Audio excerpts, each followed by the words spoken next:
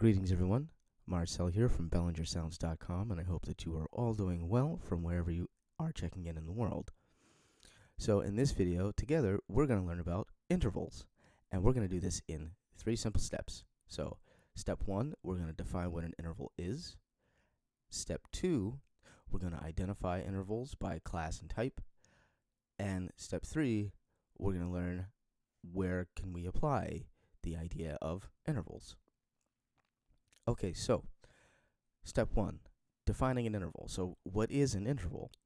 An interval in music basically is the space between 2 notes.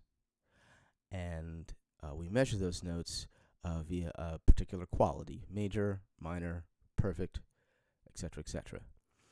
Okay, so, and how do they work? Well, they work in combination with one another.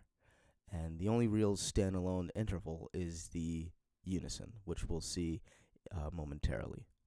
So now in this next step, we're going to have a look at a couple of intervals by class as well as chromatically.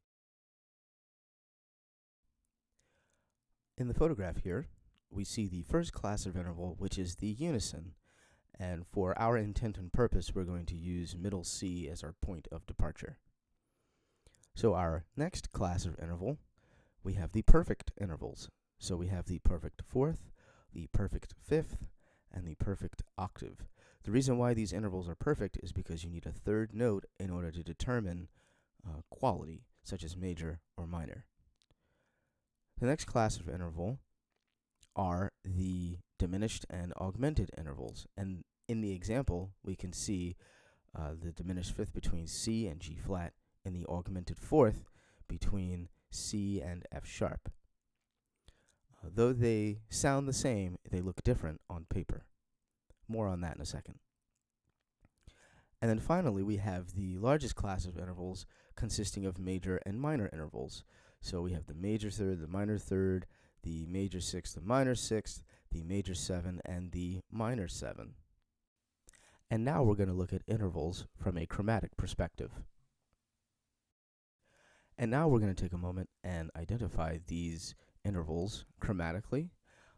You can either take a second and pause the video to look at how the information is presented, or you can sing along as I demonstrate what the intervals sound like.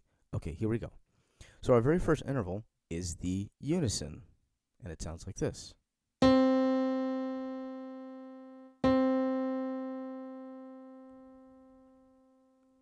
Our next interval is the minor second, and that sounds like this.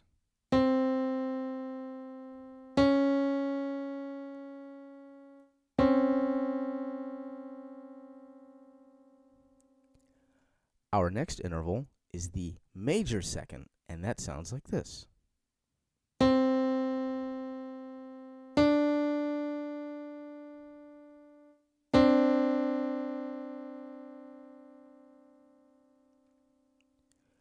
Our next interval is the minor third, and that sounds like this.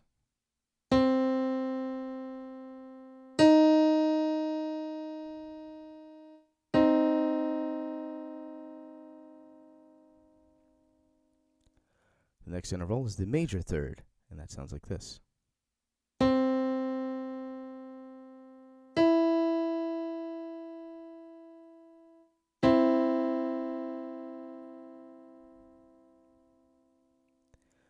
The next interval is a perfect fourth. It sounds like this.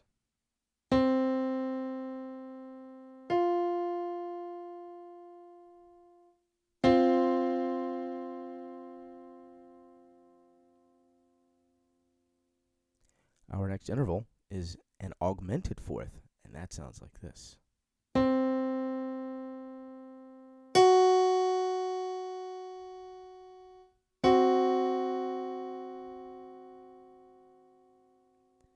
Now let me take a brief pause here and let you know that that particular interval, the augmented fourth, also known as the diminished fifth, like I said, they sound the same, look different on paper, but this interval is also known as the tritone.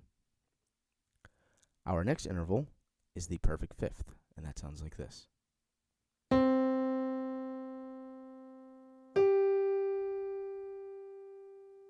Now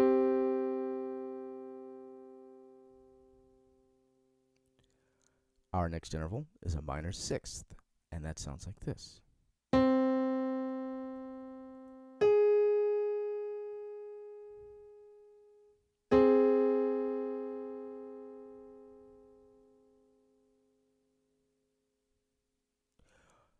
One thing that may be helpful to identify minor sixths is that the note that's on top, the sixth, sounds like it wants to resolve down a half step.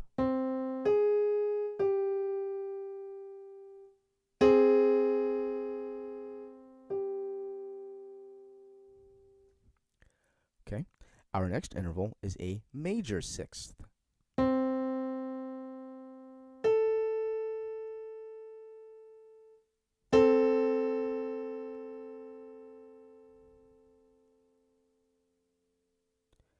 Our next interval is a minor seventh.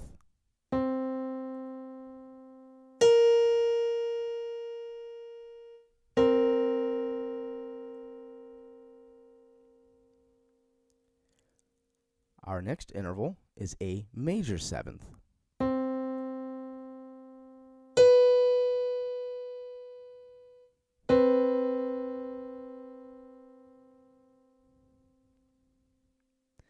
And our final interval, at least for this demonstration, is the perfect octave.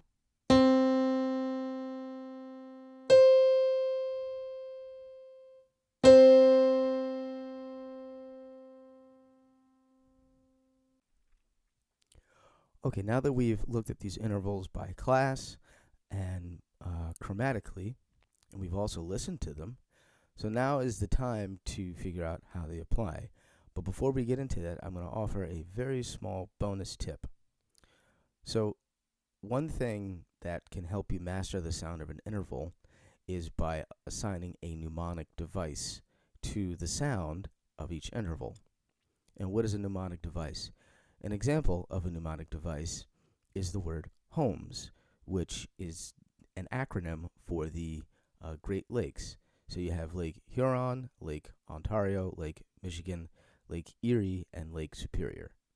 So the acronym HOMES helps us to remember what the Great Lakes are.